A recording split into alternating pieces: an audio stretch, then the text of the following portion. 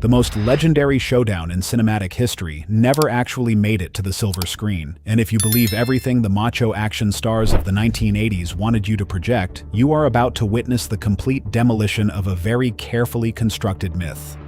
Two absolute titans of martial arts cinema stood mere feet apart inside a closed room vibrating with Hollywood elite, surrounded by zero cameras, zero scripts, and absolutely no stunt doubles to save them. Yet only one man walked out of that mansion with his legacy intact, while the other fled into the night.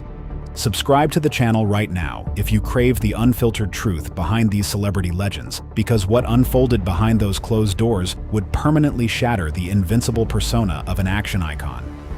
The overarching question that haunted the entire entertainment industry for decades was brutally simple, but devastating in its implications. When forced to actually fight without a choreographer orchestrating every move, who was the genuine warrior and who was merely a phantom hiding behind theatrical illusions? The answer would echo through Hollywood, leaving a trail of ruined reputations and exposed fabrications in its wake, redefining how we view our on-screen heroes forever.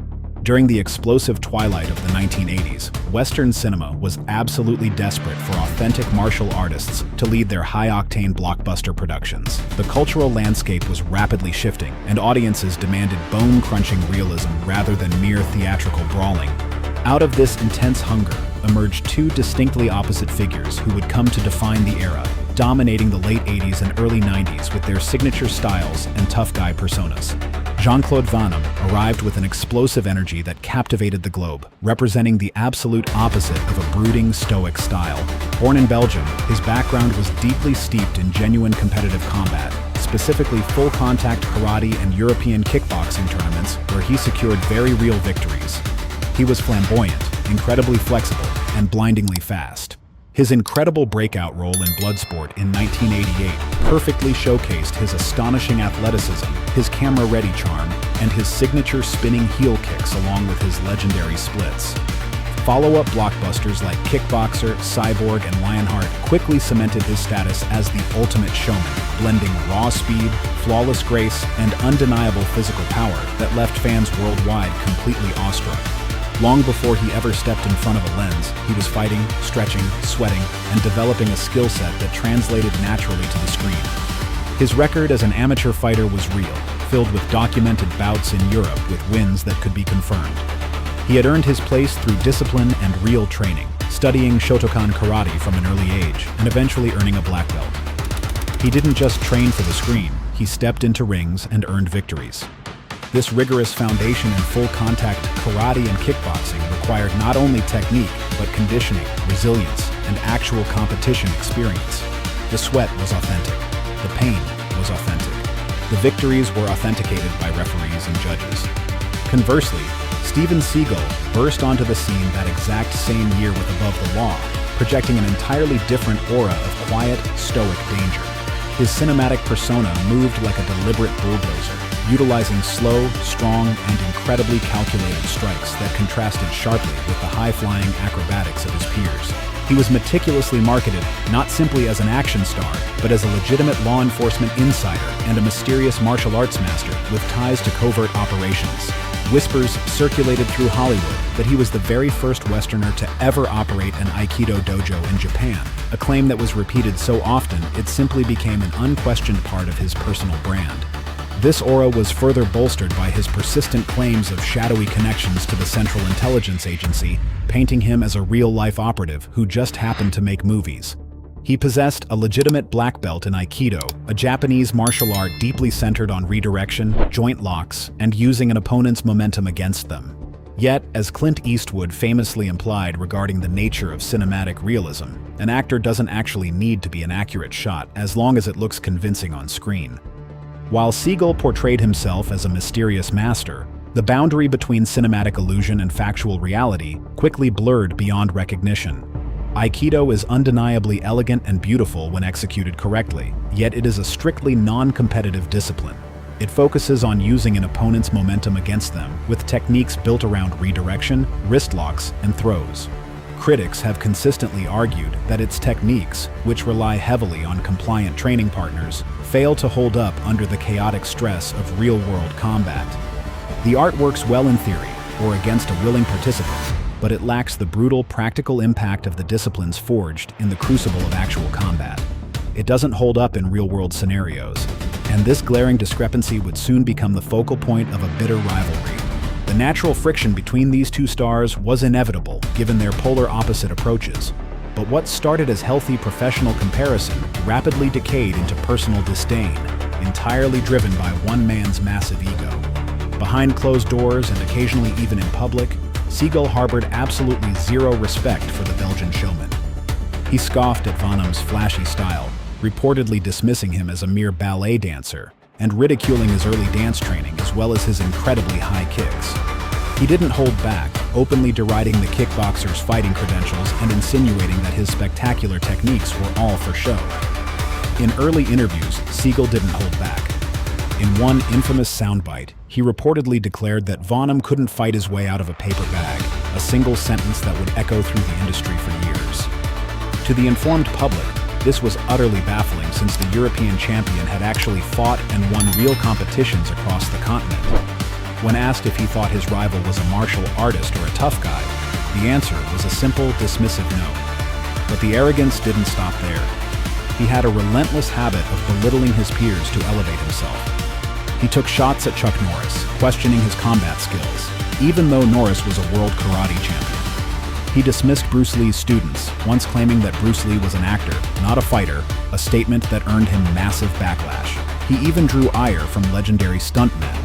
Van Damme was just the most consistent target. What should have been healthy competition began shifting toward personal disdain, at least from Seagal's side.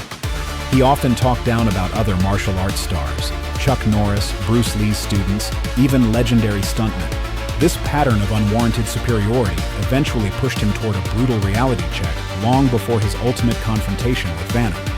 Seagal frequently boasted that absolutely no one could choke him out, a claim that irritated judo master Gene Label, a highly respected Hollywood stuntman and martial artist. During a tense encounter on a film set, Label reportedly proved Seagal completely wrong by choking him unconscious after the master claimed it was impossible. Such a humiliating event should have tempered his arrogance, yet Seagal simply continued his theatrical boasting. He spun elaborate tales of fighting real-life criminals, training CIA operatives, and even killing a man overseas in self-defense. However, as the years trickled by, absolutely no evidence of these extraordinary exploits ever surfaced.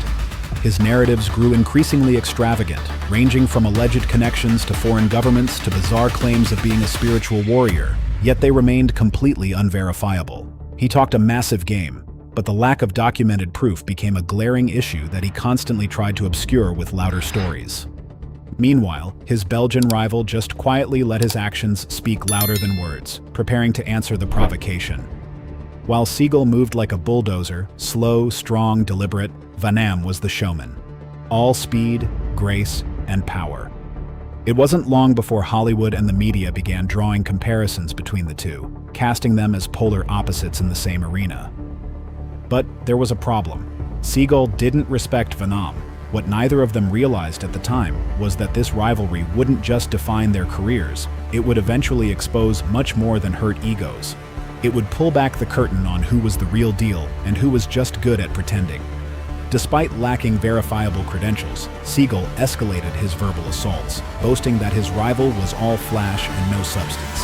He made the European fighter his most consistent target over the years. Initially, the flamboyant kickboxer avoided the bait, maintaining his professionalism while starring in massive hits like Universal Soldier, Time Cop, and Hard Target. But the relentless trash talk began to accumulate. Industry insiders noted that Van Damme's team began distancing him from the arrogant master. When asked about Seagal in interviews, Van Damme gave brief, tight-lipped responses, but there was always a glimmer in his eye, a restrained expression as if he was biting his tongue. When pressed further about the constant provocations, the action star finally drew a line in the sand. In one interview, he leaned forward and calmly stated that his rival had a mouth and liked to talk, whereas he preferred to physically show what he could do.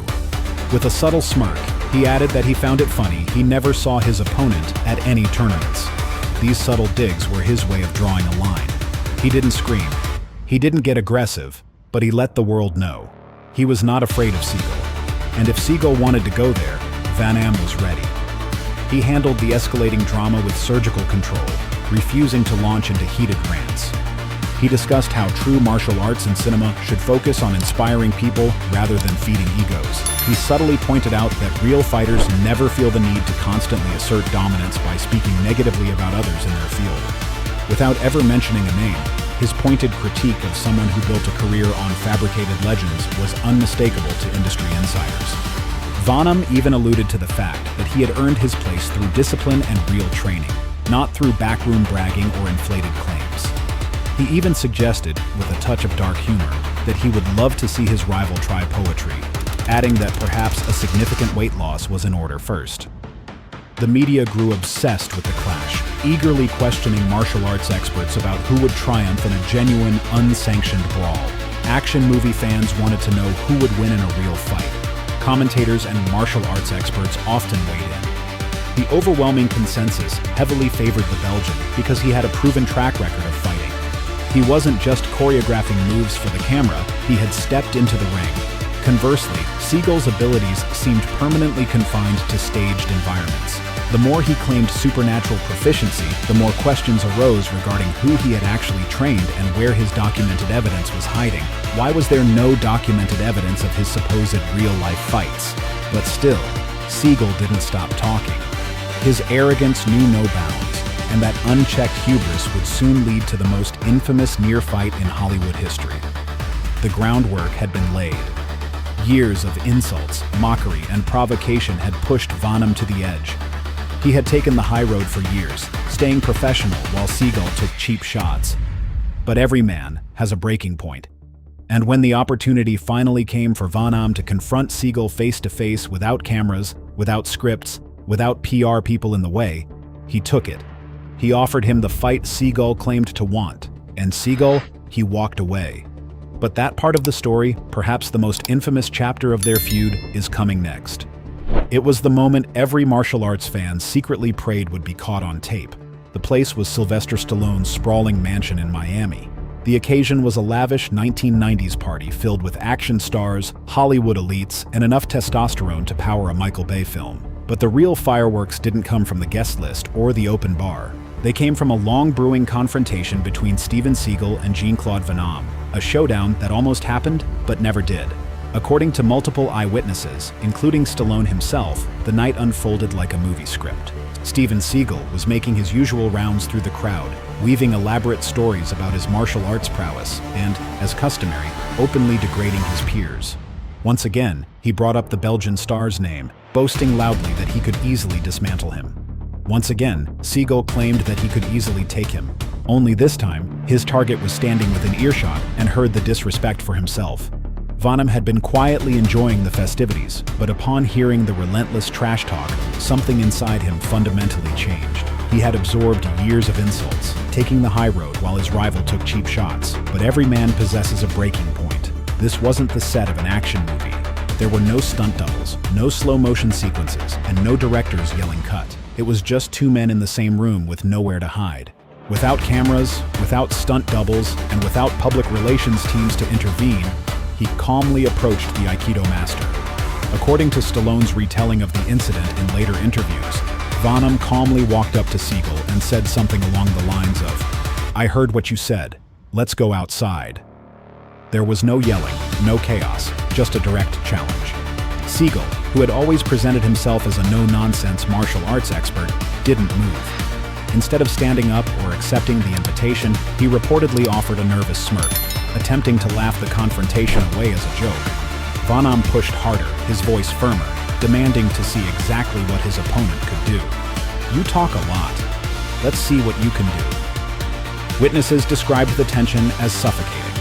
The room fell completely silent as every guest anticipated the clash of titans.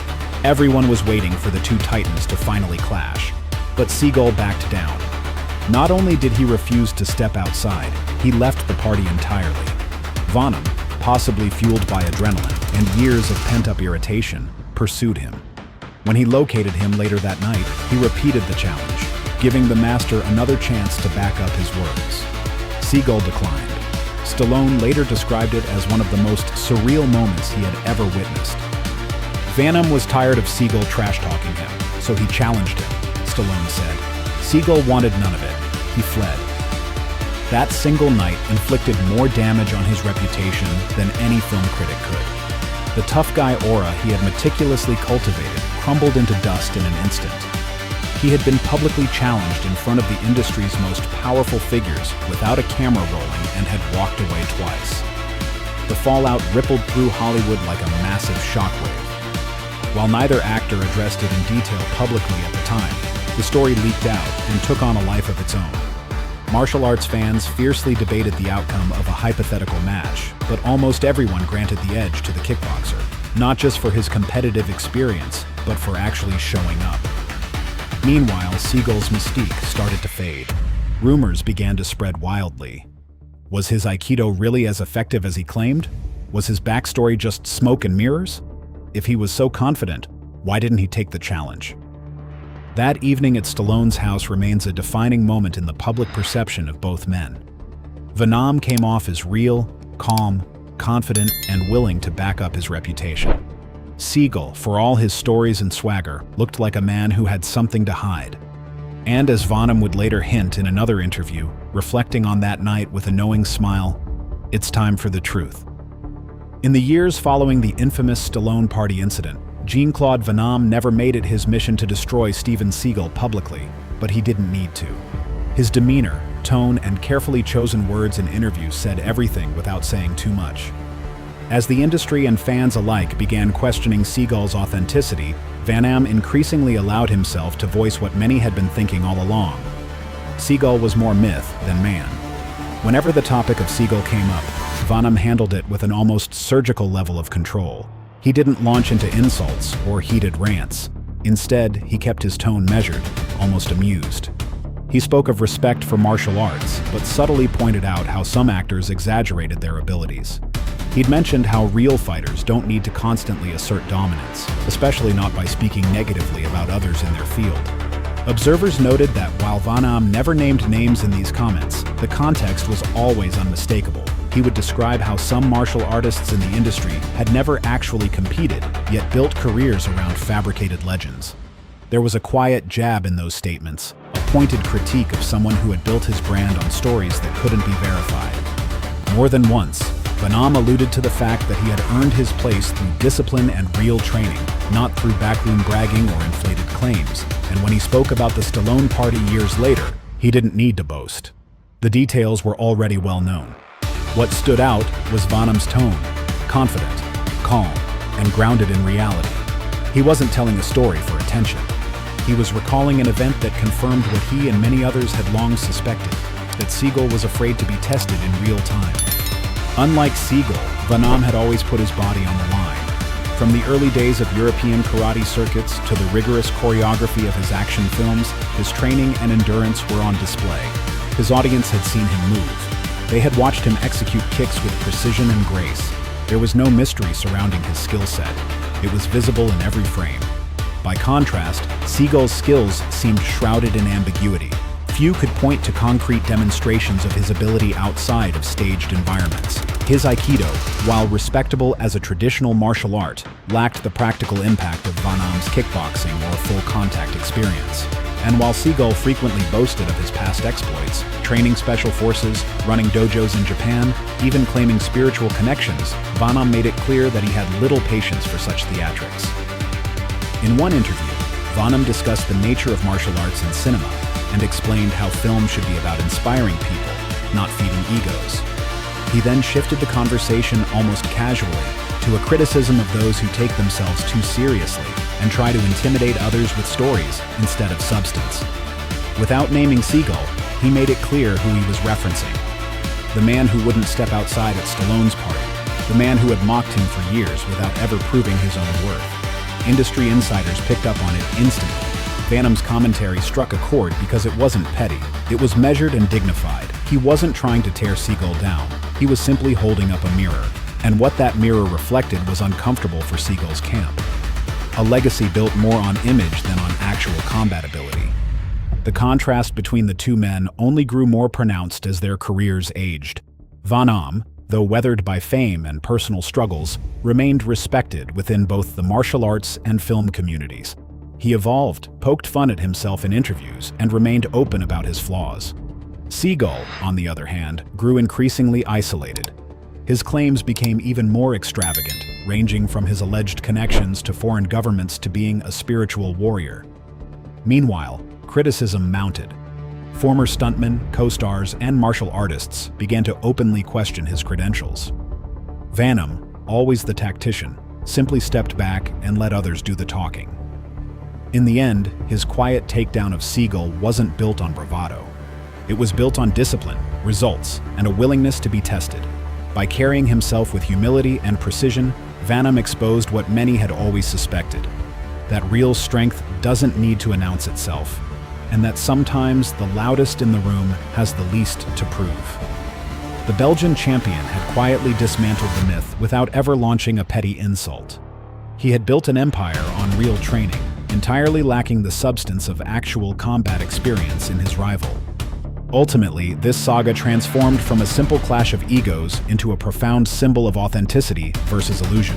The man who trained in Shotokan karate, sweat through full-contact matches, and bled for his craft stood victorious. The phantom who hid behind unverifiable tales in non-competitive martial arts was finally exposed. A genuine fighter doesn't need to manufacture legends to secure their place in history. They simply step forward when the moment demands it, letting their actions speak louder than any boastful word. What do you value more in your personal heroes? The raw authenticity of real skill and genuine humility, or the empty bravado of a meticulously manufactured image? Can a person still be respected if the truth behind their legend doesn't hold up? Share your thoughts on this legendary rivalry in the comments below. And if this deep dive into Hollywood's hidden truths captivated you, be sure to watch this next video uncovering another dark secret from the world of action cinema.